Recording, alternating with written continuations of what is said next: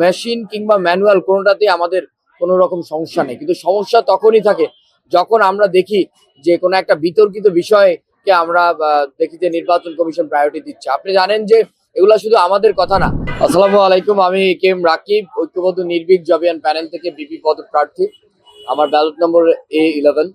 আপনারা জানেন যে আমরা দীর্ঘদিন ধরেই এই যক্ষ নির্বাচনের জন্য আন্দোলন সংগ্রাম করেছি এবং যার ফলশ্রুতিতে আজকের এই নির্বাচন হচ্ছে।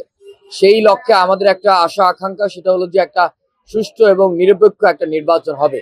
দেখেন, মেশিন কিংবা ম্যানুয়াল কোনোটাতেই আমাদের কোনো রকম সমস্যা নেই, কিন্তু সমস্যা তখনই থাকে যখন আমরা দেখি যে কোনো একটা বিতর্কিত বিষয়কে আমরা দেখি যে নির্বাচন কমিশন প্রায়োরিটি দিচ্ছে। আপনি জানেন যে এগুলা শুধু আমাদের কথা না।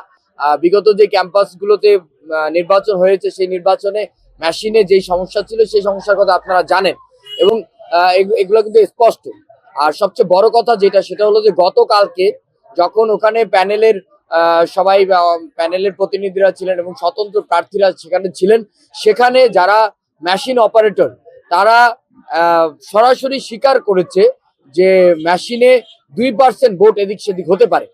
এবং একটা উল্লেখযোগ্য যে বিষয়, সেটা হলো রাকসুতে যারা ভোট মেশিন অপারেটর করেছেন তারাই কিন্তু এখানে আসছেন এবং আমরা সেটা নিয়ে আমরা দাবি জানিয়েছি যে আপনারা তো রাকসুতে একটা বিতর্ক হয়েছে।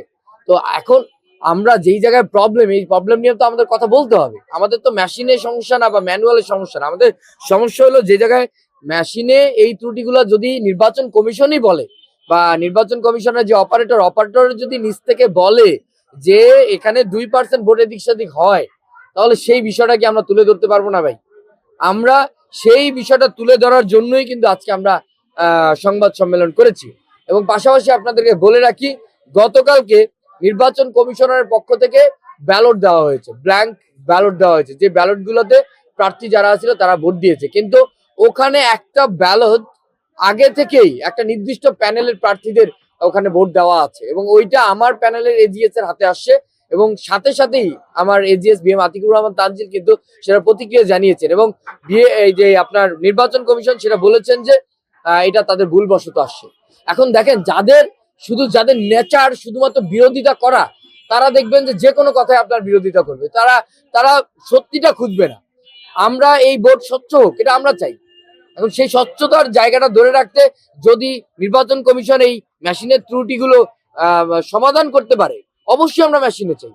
আর যদি এগুলো সমস্যা রেখেই তারা নির্বাচনে যায়, তাদের জায়গা থেকে তারা যদি বলে 2% ভোট এদিক সেদিক হয়, তাহলে আপনি একজন সাংবাদিক, আপনি যদি আমার জায়গায় আসতেন, প্রার্থীর জায়গায় আসতেন, তাহলে আপনি নিশ্চয়ই এটা আপত্তি জানাইতেন। কারণ একজন প্রার্থীর জন্য 0.01% ভোটও অনেকটা গুরুত্বপূর্ণ। সেই জায়গায় যদি তারা নিজ থেকে বলে 2% ভোট এদিক সেদিক হতে পারে, তাহলে সেটা আমাদের স্বাভাবিকভাবে আমরা অন্য প্যানেল বা অন্য প্রার্থীরা এটা নিতে পারে না। সেইটারই প্রতিক্রিয়া আজকে আমরা দেখিয়েছি যে আসলে নির্বাচন কমিশনের এই গাফিলতি আছে এবং এই মেশিনের এই ত্রুটি আছে। আমরা ওই অন্যদের মতো এই যে প্রোপাগান্ডা, যেই রাজনীতি বা প্রোপাগান্ডা আপনাদের লক্ষ্য করলে দেখবেন যে এই নির্বাচনে আমার প্যানেলের কেউ নিজস্ব প্রচারণা ছাড়া কারো ব্যাপারে কোনো কিছু বলেনি। আমরা বিগত দিনে যা করেছি তা তুলে ধরেছি, আমাদের ফিউচার প্ল্যান আমরা শিক্ষার্থীদের সামনে তুলে ধরেছি, কিন্তু অন্যান্য প্যানেল প্রকাশ্যে প্রত্যেকটা ক্লাসে গিয়ে প্রত্যেকজন ভোটারের কাছে গিয়ে নিজেদের প্রচারণা চেয়ে অন্যদের বদনাম বেশি করেছে এবং অন্যরা হলে কি করবে, না হলে কি করবে, এই বিষয়গুলো তুলে ধরেছে।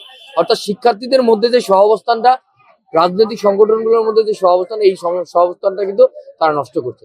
আর আজকে এই জায়গায় দাঁড়িয়েও আমরা বলছি ভোট স্বচ্ছ চাই। নির্বাচন কমিশন যদি বলে যে XYZ যে কোনো পদ্ধতিতে তারা ভোট গণনা করবে, আমার ব্যক্তিগত এবং আমার প্যানেলের পক্ষ থেকে কোনো সমস্যা নেই, কিন্তু প্রশ্ন একটাই, ভোট গণনাটা স্বচ্ছ হতে হবে, যাতে অন্যান্য ক্যাম্পাসে যেভাবে আমরা যে অ্যালিগেশন গুলো আমরা পেয়েছি, এই অ্যালিগেশনটা যাতে জগন্নাথ বিশ্ববিদ্যালয় থেকে না আসে। এই অ্যালিগেশন কেউ যাতে করতে না পারে যে জগন্নাথ বিশ্ববিদ্যালয়ে একটা আমিডামি নির্বাচন হয়েছে অথবা একটা অস্বচ্ছ নির্বাচন হয়েছে। কারণ আমরা সবাই মনে প্রাণে জগন্নাথ বিশ্ববিদ্যালয়কে ধারণ করি। বিগত দিনের যে জগন্নাথ বিশ্ববিদ্যালয়ের সহাবস্থান, কাঁধে কাঁধ মিলিয়ে আন্দোলন, সকলে একত্রিত সুষ্ঠুর অধিকার আদায় করা, সেই জায়গাটাকে আমরা ধারণ করি। তো আমরা চাই স্বচ্ছ, সুষ্ঠু এবং নিরপেক্ষ নির্বাচন হোক। ধন্যবাদ।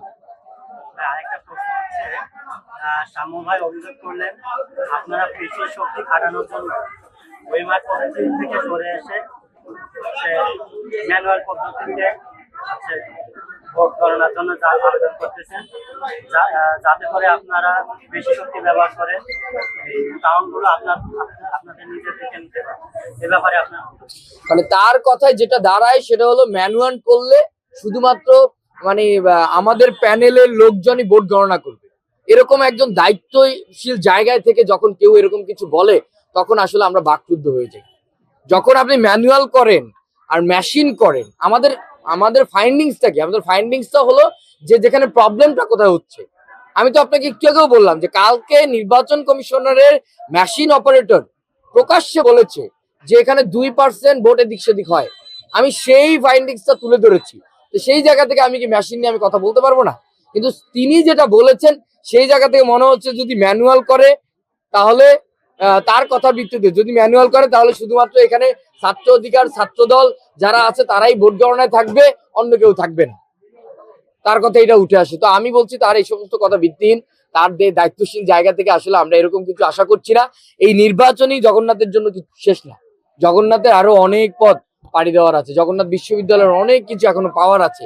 সেই পাওয়াগুলো যদি আমরা পেতে চাই, সেই অধিকারগুলো যদি আমরা পেতে চাই, এই নির্বাচনকে কেন্দ্র করে যদি নিজেদের মধ্যে এরকম প্রোপাগান্ডা এবং মিথ্যাচার ছড়াই, তাহলে সামনের দিনে কিন্তু কেউ কাঁধে কাঁধ মিলিয়ে জগন্নাথের অধিকারের কথা বলবে না, শিক্ষার্থীদের অধিকারের কথা বলবে না। আমি তাদেরকে অনুরোধ করবো, ভাই যা বলেন তা প্রমাণ সহ বলেন, যা বলেন তারা অথেন্টিক বলেন, দায়িত্বশীল জায়গায় থেকে এরকম দায়িত্ব জ্ঞানহীন কথা শোভা পায় না।